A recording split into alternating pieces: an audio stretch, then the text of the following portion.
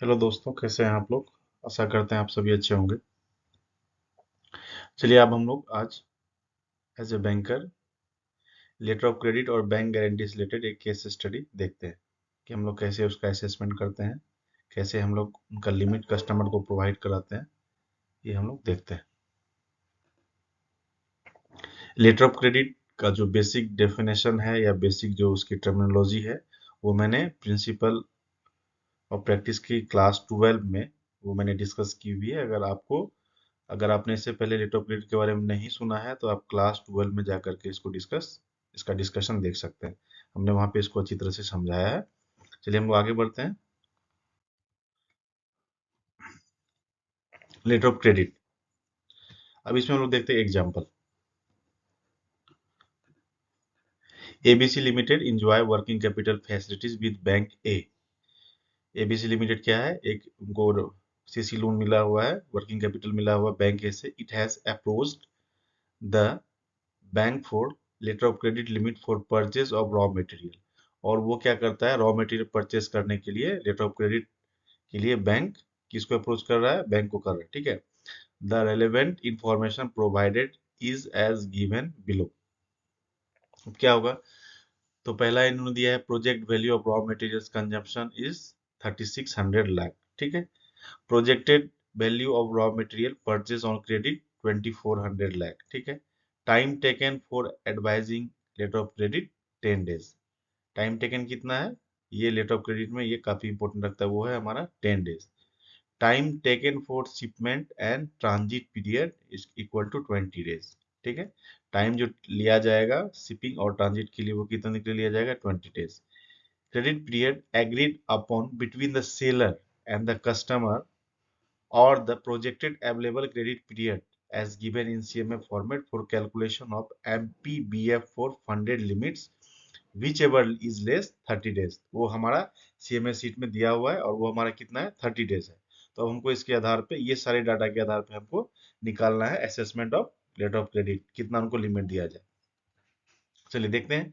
तो time required में time कितना दूंगा? 10 दिन यहाँ पे है टाइम टेकन फॉर एडवाइजिंग, और फिर ट्रांजिट के लिए 20 डेज है, और फिर हमारा जो क्या है क्रेडिट पीरियड जो है वो जो एग्रीड हुआ है सेलर और कस्टमर के बीच में वो 30 डेज का है। तो ये तीनों को हम लोग जोड़ देते हैं, 10 + 20 + 30 = 60 डेज, ये 60 दिन हो गया हमारा। इसका मतलब है कि उसको एक साइकिल को रन करने के लिए उनको कितना टाइम चाहिए? 60 डेज चाहिए, ठीक है। अब number of cycle in year कितना होता है? हम लोग 360 डेज ही 1 ईयर में एज्यूम करते हैं। तो हमारे पास कितना साइकिल हो जाता है? 6 साइकिल हो जाता है, ठीक है। अब प्रोजेक्टेड वैल्यू क्या है रॉ मटेरियल परचेज का on credit during the year? तो अभी देखिए पूरा साल में वो कितना खरीदेगा? 2400 लाख खरीदेगा। तो 2400 लाख अगर हम देते हैं तो एक साइकिल का इसको हम लोग किसकी से भाग दे देंगे? 6 से, क्योंकि साल में 6 साइकिल होता है। और ये 2400 लाख परचेस कर रहे थे, कितना साइकिल इनको जरूरत है ये हमारा निकल जाएगा। तो एक साइकिल का इनका जरूरत कितना हो वो हमारा निकल जाएगा। तो यहाँ पे 2400 लाख पे हम लोग 6 से डिवाइड करते हैं तो ये हमारा कितना आता है? 400 लाख, है ना। मतलब 4 करोड़ का इसको आवश्यकता है। तो अभी हम लोग समझ गए कि the letter of credit limit requirement would be 400 lakh. तो यहाँ से हम लोग इसका असेसमेंट कर सकते हैं कि वो रॉ मटेरियल कितना खरीदेगा, उनका क्रेडिट पीरियड कितना उनको चाहिए, शिपमेंट में कितना चीज चाहिए, एडवाइजिंग में उनको कितना दिन चाहिए, सब मिला के हम लोग उसका साइकिल डिसाइड करते हैं कि साइकिल उसका कितना दिन का होगा। फिर एक साल में उसका कितना साइकिल होगा, पर साइकिल हमारा कितना चाहिए, ठीक है। तो ये हम लोग निकाल लिए कि इनका लिमिट कितना हो गया? 400 लाख, दैट मीन 4 करोड़ इनका हो गया। यहाँ पे किसी को कंफ्यूजन नहीं होनी चाहिए। वर्किंग साइकिल अगर आपको दिक्कत है तो वर्किंग साइकिल भी हमने प्रीवियस क्लासेस में अच्छी तरह से डिस्कस किए हैं। अगर आप यहाँ पे नहीं समझ पा रहे हैं तो प्रीवियस क्लास में जाके उसको अच्छे से तो देख सकते हैं। चलिए हम लोग आगे बढ़ते हैं बैंक गारंटी की तरफ। Bank guarantee. A customer engaged in government contracting is required a bank guarantee limit ₹1 crore. His latest financial source। 1 crore का उन्होंने बैंक गारंटी के लिए अप्रोच किया बैंक को, और उनका बैंक को उन्होंने जो डाटा दिया है उसमें क्या क्या है? टर्नओवर है 5 करोड़ का, उनका साल भर का सेल है। नेटवर्थ है उनका 1.2 करोड़। नेटवर्थ दैट मीन्स उसका एसेट में से जो भी लायबिलिटी हम लोग माइनस कर देते हैं वो उसका नेटवर्थ हो जाता है। और करंट रेशियो क्या है? Current asset divided by current liability, ये क्या है? 1.5 है इसका, ठीक है। 1.5 इसका करंट रेशियो है। और टोटल आउटस्टैंडिंग लायबिलिटी कितना है? 1.5 करोड़ है, ठीक है। अब बैंक गारंटी मार्जिन कितना चाहिए, 25% चाहिए। कितना चाहिए हमको, 25% चाहिए। और इन्होंने, कस्टमर ने क्या किया है कि खुद 25 लाख का कैश कोलेट्रल उन्होंने अफोर्ड किया है। क्योंकि ये हमारा क्या है, नॉन फंड बेस्ड है, तो हम लोग इसमें कोलेट्रल लेंगे।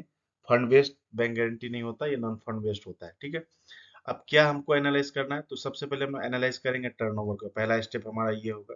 और थंब रूल क्या बोलता है, थंब रूल क्या बोलता है, BG exposure should be reasonable in proportion to turnover. ठीक है, बैंक गारंटी क्या होना चाहिए, उसके टर्नओवर के प्रोपोर्शन में होना चाहिए बैंक गारंटी का एक्सपोजर। दूसरा स्टेप पे हम लोग आते हैं, उसका नेटवर्थ इवोल्यूएट करते हैं। नेटवर्थ कितना, 1.20 करोड़ है।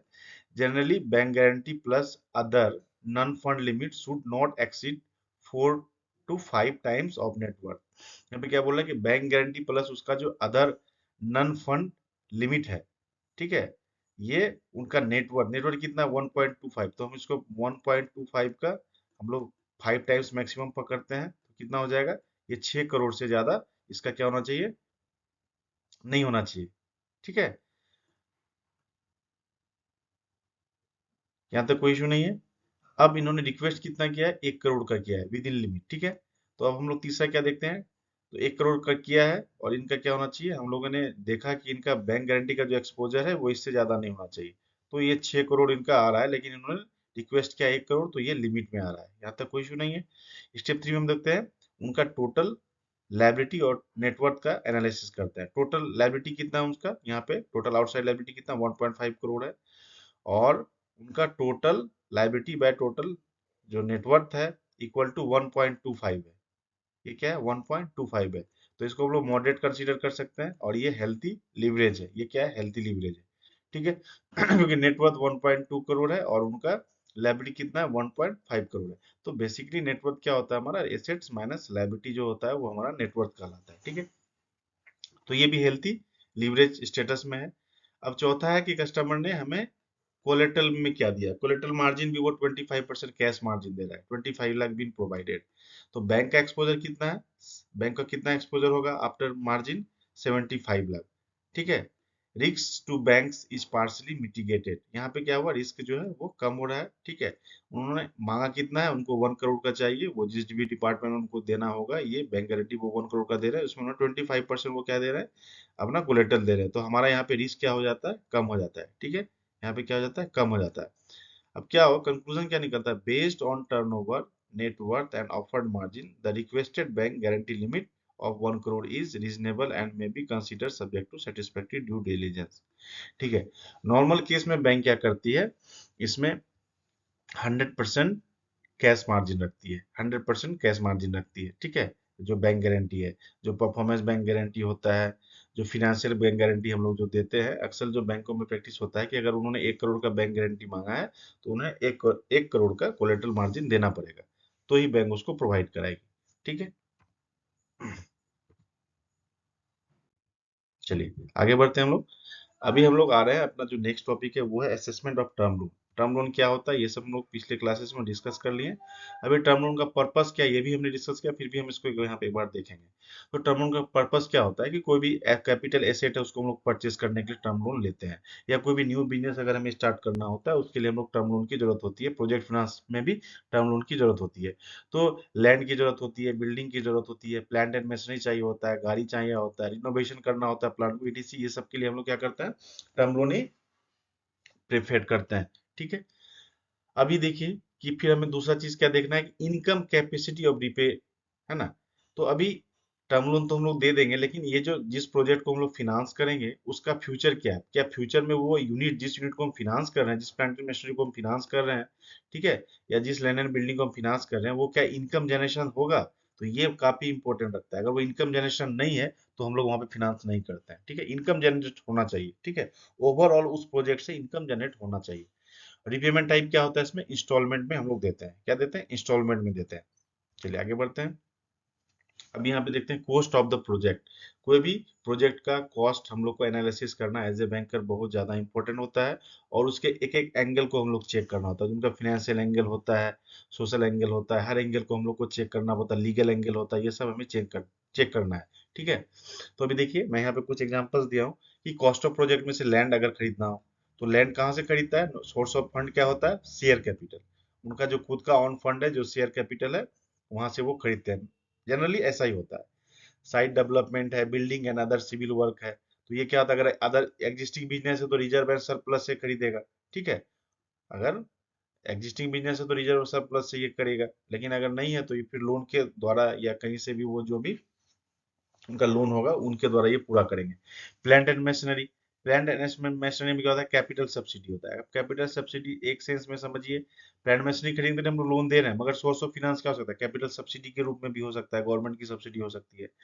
मिसलेनियस एसेट्स क्या होता है कि मिसलेनियस एसेट के बारे में आपको बता दूं कि फिक्स एसेट जो होता है हमारा, फिक्स एसेट में एक ऐसा एसेट होता है जिसका आप कह सकते हैं कि जो डायरेक्टली आपके बिजनेस के मैन्युफैक्चरिंग में इन्वॉल्वमेंट नहीं होता है, तो उसको ऐसे एसेट्स को हम लोग क्या बोलते हैं? मिसलेनियस एसेट्स बोलते हैं। जैसे फर्नीचर हुआ, इलेक्ट्रिक आइटम्स, फिटिंग वगैरह ये सब हुआ, तो ये डायरेक्ट इन्वॉल्व नहीं होता है आपके प्रोडक्शन में, मगर इनका एक क्या बोलते हैं, एक कंट्रीब्यूशन होता है। तो ऐसे एसेट्स को हम लोग क्या बोलते हैं? मिसलेनियस एसेट्स बोलते हैं।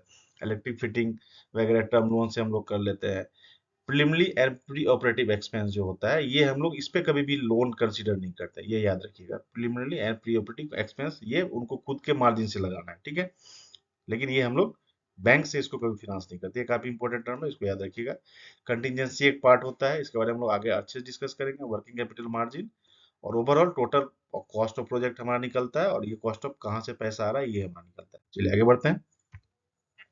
अब देखिए, अब इसको और डिटेल में हम लोग जाने, लैंड एंड साइट डेवलपमेंट। अब बिजनेस स्टार्ट कर रहा है कोई भी आदमी, तो उसको लैंड और साइट डेवलपमेंट तो करना ही पड़ेगा। या तो लैंड वो लीज पे ले ले या खुद का खरीदे, है ना। और वहाँ पे कुछ डेवलपमेंट का काम वो करना पड़ेगा, ऑफिस बनानी पड़ेगी, सब कुछ बनाना पड़ेगा, मशीन लगाना है तो सब कुछ सेटअप करना पड़ेगा।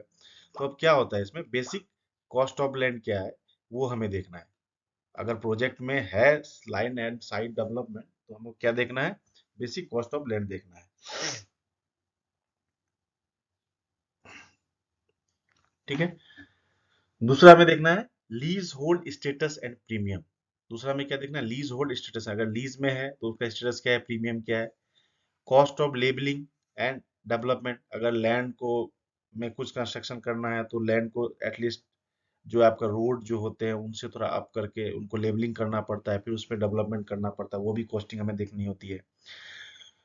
उस जगह पे जाने के लिए रोड और गेट्स, इसका क्या अप्रोच है, ये सब भी हमें देखना है, उसका क्या कॉस्टिंग आ रहा है। वाल अगर है बन रहा है, सॉरी यहाँ पे वाल नहीं होगा, हाँ वाल ही होगा, वाल और गेट्स जो है उसका क्या कॉस्टिंग जा रहा है। ट्यूबवेल्स है या कोई वेल्स है उसका देखना है हमको, ठीक है। इसके अलावा जो हमें और इम्पोर्टेंट चीज एज ए बैंकर देखना है कि जो भी जहाँ पे हम लोग कंस्ट्रक्शन कर रहे हैं वहाँ पे ड्रेनेज है कि नहीं, सीवेज है कि नहीं, वहाँ पे आपका रोड गई है कि नहीं बगल से, ताकि कोई भी रॉ मटेरियल वहाँ तक पहुँच सके, ये सब जाने की मतलब सुविधा है या नहीं है, अप्रोच है कि नहीं है। अगर नहीं है तो वहाँ पे थोड़ा सा ना ही फिनांस किया जाए तो बेटर होता है। चलिए आगे बढ़ते हैं हम लोग। दूसरा है बिल्डिंग। दूसरा है हमारा बिल्डिंग। बिल्डिंग में भी हमें क्या देखना होता है? बिल्डिंग का टाइप क्या है, साइज क्या है, लोकेशन क्या है, ठीक है। बिल्डिंग का टाइप क्या हो सकता है? तो फैक्ट्री होगा, गोडाउन होगा, कैंटीन होगा, टाइम हाउस होगा, गेस्ट हाउस होगा, स्टाफ क्वार्टर होगा, सिलोज होगा, tank well, chest, garage, sewers, other civil works, ये सब क्या होता है? बिल्डिंग का टाइप हुआ, ठीक है। साइज हो जाएगा इसी में, first floor, second floor, third floor, जिस तरह का बना, लोकेशन किस लोकेशन पे वो बन रहा है। फिर इंपॉर्टेंट चीज होता है कि प्लिंथ एरिया एंड रेट्स, क्या रेट पे वो कंस्ट्रक्शन हो रहा है, जो डेवलपमेंट हो रहा है उसका रेट क्या है, प्लिंथ एरिया कितना है और रेट्स क्या है, ये भी हमको वहाँ पे ध्यान रखनी है। अब ऐसा है कि जो चीज़ है यहाँ पे, एक ड्यू डिलिजेंस का एक पार्ट ये है कि अब जो चीज़ जैसे इनकम जनरेट हो गया, अब सपोज करिए कि इनकम जनरेशन होगी प्लांट एंड मशीनरी से, और उसका ही एरिया छोटा हो गया, और ऑफिस बहुत बड़ा बना लिया है इन्होंने, ठीक है, गेस्ट हाउस बहुत बना बना लिया है, क्वार्टर कॉम्प्लेक्स बहुत बना बना लिया है, तो यहाँ पे क्या होगा? यहाँ पे एक मिसलीडिंग चीजें हो जाएगी कि जिस चीज की जरूरत थी, जहाँ पे ज्यादा होना चाहिए था, वहां पे नहीं हो रहा है, और बाद में कुछ प्रॉब्लम हो सकता है, इस एरिया में जगह का शॉर्ट पड़ेगा, प्रोडक्शन में प्रॉब्लम आ सकती है। तो ये सब चीजें ध्यान रखनी पड़ती है कि किस एरिया को कितना प्लिंथ एरिया दिया जा रहा है, वहाँ पे कंस्ट्रक्शन रेट क्या हो रहा है, खर्च क्या हो रहा है, क्या प्रायोरिटी बेसिस है, क्या नहीं है एज ए प्रोजेक्ट, ये सब चीजें आपको ध्यान रखनी होती है। चलिए, तीसरा हमारा प्लांट एंड मशीनरी। अब प्लांट एंड मशीनरी काफी इंपॉर्टेंट होता है जब लोग टर्म लोन फाइनेंस करते हैं, प्रोजेक्ट फाइनेंस करते हैं। अब मशीन का कॉस्ट क्या है ये आपको देखना है। दूसरा देखना है कि मशीन कहाँ से आ रहा है, उसका भाड़ा कितना है, मशीन आने में इंश्योर्ड है कि नहीं है, रास्ते में आने में वो डैमेज तो नहीं हो गया, ठीक है। उसके बाद आने के बाद उसका इंश्योरेंस हुआ कि नहीं हुआ वो भी देखना है हमको। मशीन कहाँ से खरीद रहा है, रेपुटेड सप्लायर है कि नहीं है, मशीन का स्टैंडर्ड सही है कि नहीं है, ये भी हमें देखना है। अब मशीन आज हम 2025 में खरीद रहे हैं और मशीन का मैन्युफैक्चरिंग हुआ है 2010 में, तो जरूर है कि वो आउटडेटेड मशीन है। तो अगर सप्लायर वो मशीन देता है और खरीदने वाला ये पे, तो यहाँ पे डाइवर्जन ऑफ फंड हो जाएगा। ठीक है, हमारा प्रोजेक्ट 100% सेटिस्फाई नहीं होगा। अगर कोई सेकेंड हैंड मशीन है तो चार्टर्ड इंजीनियर जो होते हैं उसको सर्टिफिकेशन देंगे। ये सब चीजें हमें चाहिए होती है प्लान एंड मशीनरी में। ठीक है, लेटेस्ट अवेलेबल कोटेशन, इनवॉइस, ये सब चीजें हमको चाहिए होती है। उसके हिसाब से हम लोग देखते हैं कि सप्लायर सही है नहीं है। चलिए, चौथा चीज है हमारा technical know how and engineering fee. ये हमें जानना बहुत जरूरी है कि जो technical know how and engineering fee, क्या आपको प्रोजेक्ट के बारे में अच्छे से डिटेल में जानना। एज ए बैंकर आपको देखना होगा और एज ए कस्टमर जो प्रोजेक्ट बना रहे हैं उनको भी देखना होगा कि उनका जो प्रोजेक्ट बन रहा है, प्रोजेक्ट में कॉस्ट कितना आ रहा है, कौन सी मशीन यूज हो रही है, ठीक है, कितना एरिया यूज होगा, कितने कॉस्टिंग आएंगे, कैसे उनको ऑपरेट करना है, ये सब चीजें, उनका फी कितना आ रहा है, लीगल फी कितना आएगा, ठीक है, कंसल्टेंसी फी कितना आएगा, ये ओवरऑल प्रोजेक्ट के बारे में, जिसको हम लोग प्रोजेक्ट कॉस्ट बोलते हैं, प्रोजेक्ट को कैसे ऑपरेट करना है, उसका इंजीनियरिंग जो फी होता है वो क्या है, टेक्निकल पैरामीटर क्या है, ये सब चीजें एज ए बैंकर होके आपको जानना है, क्योंकि आप वो प्रोजेक्ट को फिनांस कर रहे हैं और एज ए कस्टमर उनको तो आना ही चाहिए, उनकी कोई रिक्वायरमेंट है। ठीक है, पांचवा हमारा होता है मिसलेनियस। मिसलेनियस हमने आपको बोला कि fix asset and machinery which are not part of direct manufacturing process. तो ऐसा एसेट जो नहीं पार्ट होता है, जैसे furniture fitting, electric fitting, laboratory workshop equipments, treatment plants, ये सब चीजें फिक्स एसेट का ही पार्ट होती है, मगर ये डायरेक्ट इन्वॉल्व नहीं होती है मैन्युफैक्चरिंग में, इसलिए हम लोग मिसलेनियस एसेट इसको बोलते हैं। चलिए, छठा है हमारा प्रीमियमली एंड प्री ऑपरेटिव। इसके बारे में मैंने पहले ही बोला कि ऐसा खर्च जो कि कोई भी बिजनेस स्टार्ट होने से पहले, ठीक है, बिजनेस स्टार्ट होने से पहले और प्रोडक्शन के इनकट बिटवीन फॉर्मेशन, मतलब आपका बिजनेस स्टार्ट होने से पहले और प्रोडक्शन से के बीच का जो टाइम होता है उसमें जो भी खर्च होते हैं उसको प्रीमियमली एंड प्री ऑपरेटिव एक्शन बोलते हैं। और इसके लिए हम लोग कभी भी लोन नहीं देते, ये कस्टमर का खुद का मार्जिन होता है। लीगल एक्सपेंस हुआ, ट्रेवलिंग एक्सपेंस हुआ, कमीशन हुआ, ब्रोकरेज फी हुआ, ये सब चीजों के लिए हम लोग कभी भी फिनांस नहीं करते, इसको कंसीडर नहीं करते हैं। हाँ, ये प्रोजेक्ट का एक पार्ट होता है मगर एज ए मार्जिन उनको ये देना होता है। कंटिजेंसी, ये बहुत इंपॉर्टेंट चीज है, इसको थोड़ा ध्यान में रखिएगा। अभी देखिए कि कस्टमर आपके पास आया और उन्होंने आपसे, ये जुलाई महीने है, तो जुलाई में उन्होंने आपको कोटेशन दिया, सब कुछ दिया, और लोन सैंक्शन होते होते उनका टाइम लग गया, जो भी रीजन हो, वॉट एवर, 2 महीना 3 महीना लग गया और सितंबर में आप उसका लोन सैंक्शन कर रहे हैं। और उस समय जब लोन सैंक्शन हो गया, डिसबर्समेंट हो गया, तो जब वो सप्लायर के पास गया, सप्लायर बोला अभी तो रेट हमारा बढ़ गया है, कॉस्ट एक्लेशन हो गया है, आपने 10 लाख तभी मैंने दिया था कोटेशन, अभी इसका दाम अब 12 लाख हो गया है। तो वहां पे क्या होगा, वहां पे क्या होगा, हमारा अंडर फिनांस हो जाएगा ना। तो ये चीजें जो कॉस्ट एक्लेशन है, कंटिजेंसी, ये किसी भी वजह से आ सकती है, मार्केट की वजह से हो सकता है, लीगल हो सकता है, ठीक है, पॉलिटिकल हो सकता है, ठीक है, ट्रांसपोर्टेशन हो सकता है, किसी भी वजह से चीजों की जो रेट होती है, कॉस्ट होता है, उनका जो दाम होता है, वो घटता तो कम ही है, बढ़ने की संभावना ज्यादा होती है, तो वो बढ़ जाता है। तो इसके लिए भी हमको एक प्रोविजन करके रखना पड़ता है कि कंटिजेंसी हम 5 to 10% मैक्सिमम करके रखते हैं, कि अगर कस्टमर ने आज इसका प्राइस ये दिया है प्रोजेक्ट में, तो इसको मैक्सिमम 5 to 10% इसका प्रोविजन करके रखते हैं, कॉस्ट एक्सेशन होता है ये कवर हो जाए। ठीक है, तो ये काफी इंपॉर्टेंट चीज है, इसको भी आपको ध्यान रखनी है। आठवां है margin for working capital. Working capital के बारे में आपको पहले ही बताया कि हम लोग लॉन्ग टर्म सोर्सेज से ही उसका मार्जिन लेके आते हैं, बाकी पार्ट क्या है, बैंक उसको फिनांस करता है। तो वही जो लेके आते हैं ना लॉन्ग टर्म सोर्सेज से, तो वो टर्म लोन का ही फिनांस का एक पार्ट हो सकता है, इसमें कोई इशू नहीं है। तो उसी को हम लोग एनडब्ल्यूसी बोलते हैं। ठीक है, नेट वर्किंग कैपिटल, वो एज ए मार्जिन हम लोग बैंक क्या करते हैं, कंसीडर करते हैं। अब नम्मा है इनिशियल कैश लॉसेस। क्या होता है कि बहुत सारी कंपनी जो होती है जब अपना प्रोजेक्ट बनाती है, जो बहुत सारा बिजनेस होता है, वो इनिशियल अपना कैश लॉसेस नहीं दिखाता है। एक्चुअली में क्या होता है, स्टार्टिंग ईयर में किसी भी बिजनेस का काफी कैश लॉस होता है, ठीक है, तो वो वहां पे वो कैश लॉस को नहीं दिखाते हैं। क्यों नहीं दिखाते हैं कैश लॉस को, उनको लगता है अगर कैश लॉस दिखाएंगे तो मेरा प्रोजेक्ट का तो अट्रैक्शन कम हो जाएगा, तो ये चीजें वो छुपाते हैं, वो क्या करते हैं, वो कंसील करते हैं ना। तो लेकिन हमें वहां पे देखना है कि सच में कैश लॉसेस होने की कितनी संभावना है। अगर है तो उसका प्रोविजन हम कर सकते हैं, नो इशू, ठीक है। लेकिन मैक्सिमम में क्या होता है कि जो प्रोजेक्ट बनाते हैं तो वो इस चीज को हाइड कर देते हैं, ठीक है। तो एज ए बैंकर आपको ये भी देखना है कि इनिशियल कैश लॉसेस कितना हो सकता है, उसके बाद भी वो सरवाइव कर पाएगा कि नहीं कर पाएगा, प्रोजेक्ट उसके हिसाब से है कि नहीं है, ठीक है, ये आपको देखनी पड़ेगी। 10वां चीज है सोर्स ऑफ फिनांस। अब सोर्स ऑफ फिनांस तो आपको पता ही है, बहुत तरह से हो सकता है। और पैसा कहाँ से लेके आएगा? पहला तो उनका शेयर कैपिटल होना हो सकता है, खुद का कैपिटल हो सकता है। दूसरा वो टर्म लोन ले सकते हैं बैंक से। तीसरा डिवेंचर्स होता है, तो डिवेंचर्स कैपिटल्स क्या होता है कि लोगों से पैसे उधार लेना है और एक फिक्स टाइम पे वो पैसे उनको वापस करने हैं, उसमें रेट भी होता है, मैच्योरिटी भी होता है, ठीक है, डिवेंचर्स। अब डिवेंचर्स दो तरह का होता है, एक होता है कन्वर्टेबल और नॉन कन्वर्टेबल।